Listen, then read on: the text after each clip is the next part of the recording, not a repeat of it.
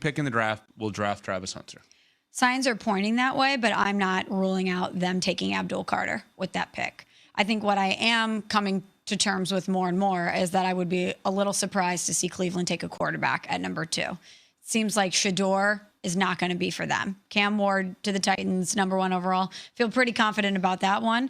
But with all the speculation about Cleveland potentially getting Shedeur, finding the quarterback of the future, seems like they're not going that route. Is that the right move? Yes, if you aren't convicted on him, if you've done your draft evals and you do not think that he's going to be a transcendent franchise quarterback, the guy that can effectively help you turn the page from the Deshaun Watson disaster of a contract, then don't do it. Because the last thing you need if you're Cleveland is to continue on this carousel with quarterbacks. If you don't think he's the guy, take the best player available. So basically, if you're a Browns fan right now and you're thinking about what the draft is going to look like for you, I think at this point and the subsequent days after the draft, I would have to assume you're going to take Travis Hunter number 2, you're going to acquire Kirk Cousins, and you're going to take a quarterback at 33 or maybe even higher, right? Because one of the things that has happened over the last couple of days, there's been reporting that Jalen Milroe is a huge unsportsmanlike fan and is picking Wisconsin and is traveling to Wisconsin for the NFL draft. And Tommy Rees, former Alabama offensive coordinator, is now the offensive coordinator with the Browns. They have the 33rd pick overall. And if you're trying to find an obvious spot for Milroe, potentially in the first round, it's not really there. But as Nuno, our producer, has pointed out, if you then spin it as to maybe Milroe's in the first round, possibly, because a team has given him and the league an indication that they will draft him that doesn't actually have a pick with someone in attendance. I'm just saying, like, if I'm a Cleveland Browns fan right now, my mind is Travis Hunter, Kirk Cousins, Jalen Milroe. And I think I'm okay with this. I think I may be happy with this, actually. You have Kirk Cousins there. He can be your guy. There's not a lot of pressure on Jalen Milroe in this hypothetical scenario. Tommy Rees, who's very familiar with him and had success with him, can work with him, develop him, and they could do it on their timetable. Oh, by the way, and you got this unbelievable athletic talent and two-way player in Travis Hunter. I don't mind that plan either. That's a possibility. Maybe not a probability, but a possibility. Okay? Now, here's the other part of this. What happens with the Giants at 3? Because now, with Hunter favored to go 2, Abdul Carter is now the favorite to go number 3 at minus 145. The New York Giants would then be in a position where they would not draft a quarterback right off the bat, right? They have Russell Wilson. They have Jameis Winston. Mm-hmm. Another defensive player on that team doesn't necessarily guarantee anything in terms of future for Dayball and Shane. Again, another team that could potentially trade back into the first round. And I think that when trading back into the first round, the possibility of Cleveland or the Giants, I go back to the idea of Shedeur, maybe even more than Milroe. The Milroe thing is an interesting curveball, right? Because I don't think we would be talking about Milroe in the first round at all unless he was invited, unless we had this information of him being invited to the draft and accepting the invite. And do not forget that the draft is a television show. It's an entertainment product. Yes, of course, these teams are building for the future, but when the NFL knows exactly what they're doing, they're very strategic about this. And yes, Jalen Milroe is a name. He played at Alabama. We are very aware of him. So having him in the mix is good from a star power standpoint for the NFL.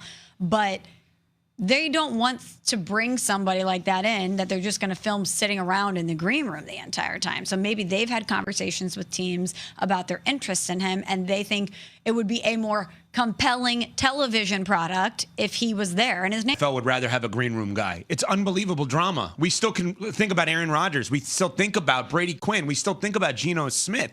If you're Jalen Milroe's representation, you can't sign up to be a green room guy, though. But you're not a green room guy because no one expects you to go in the first round. No one expects you to be. Why are you there? But The green room guy that falls is someone we expect to go high, and then the camera is slowly zooming in on you as your name is not called. Whereas with Jalen Milroe, it's more of a surprise, yay, your name gets called, not this incredible drama of, I can't believe no one in the first round is selecting Jalen Milroe. And the drama's not there. That is fair. The way you're positioning it is absolutely fair because we don't expect him to be top 10. So him dropping to theoretically 21 with the Steelers is not a surprise because, well, it would be a surprise the other way, right? Right. Excuse me. But here's, for me, with Milroe, I think 9 out of 10, players in college that play quarterback that would get benched would transfer. I think 9 out of 10 players in college that play quarterback that have a coaching change would transfer. He did neither of the two. I'm not suggesting not transferring makes someone better than transferring. I am suggesting not transferring when you have two quote-unquote opportunities to do so, even though you're at Alabama, makes you really interesting for me if I'm an NFL team to want to learn more about. You may be made up differently than others. It doesn't mean you're better. Just because you didn't transfer doesn't mean you're better than Cam Ward, right? Who transferred twice, right? Cam Ward outperformed expectations twice to get to Miami.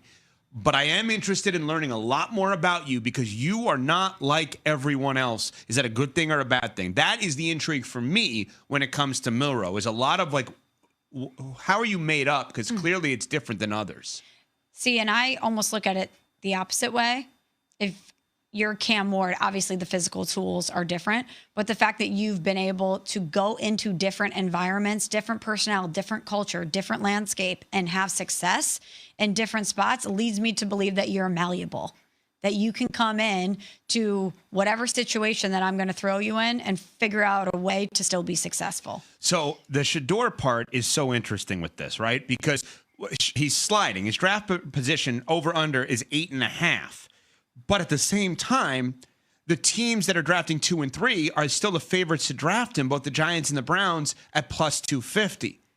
So now I start to think, Smalls, based on this, are they the most likely teams to trade back into the first round if he does slip? And is ESPN Bet looking at it saying, even if he's not drafted by them 2 or 3, they may try to figure out a way of getting back into the first round to take him? Because, again, we talk about the fan base and the excitement. I think the Cleveland Browns fan would be excited at the possibility of Cousins, Hunter, and Milroe. What if it was Cousins, Sanders, and Milroe? Cousins, Sanders, and Hunter. I mean, my God, that is so beyond exciting. It would be ridiculous to have these two together in the pros. But a couple things, Sarah. First of all, is Kirk Cousins going to want to go into another situation where you have a guy who's right behind you, and this one has more star power than Michael Penix Jr. does? Is he going to have to look over his shoulder? That's exactly what he just dealt with in Atlanta. Okay, so good point. Let's say he does not sign up for that. And let's say, you know what? Because I have a no trade, I'm not going to go to a place that has another version of Michael Penix, let's say, whether it's Jackson Dart or Shedeur or any of these guys. Very fair. Let's point out that while Kenny Pickett is not particularly great at quarterback, Kenny Pickett's win-loss record with a better team and a better coach in Pittsburgh is 15-10, if you buy into that at all for a quarterback. If you apply that in Cleveland, and let's apply half of that in Cleveland, it's still better than what they've had recently. Sure. So I'm starting to believe they think Kenny Pickett is competent enough to buy them some time with whoever the rookie quarterback is. But even if they don't get Cousins. I think Cleveland is in a very precarious situation when it comes to their quarterback of the future, because if you bring in Kirk Cousins as a fan base, your expectations are set with him. You know you're going to get a certain amount of production, or at least you hope you're going to get a certain amount of production, but you're not expecting Kirk Cousins to all of a sudden turn into Patrick Mahomes or all of a sudden be a guy that's going to lead you to a championship. If you draft somebody like Shedeur, and there's all this star power, there's all this hype around him, and he's not that guy, that's a problem. That, I think, more than any other team that needs a quarterback right now, Cleveland has got to get it right based on what they've had, and obviously the severity of the Deshaun Watson contract. Unsportsmanlike is presented by Progressive Insurance. Progressive makes bundling easy and affordable. Get a multi-policy discount by combining your motorcycle, RV, ATV, and more. All your protection in one place. Bundle and save at progressive.com. I mean, this is all fascinating. ESPN Bet has all of it, obviously. If you want to look at all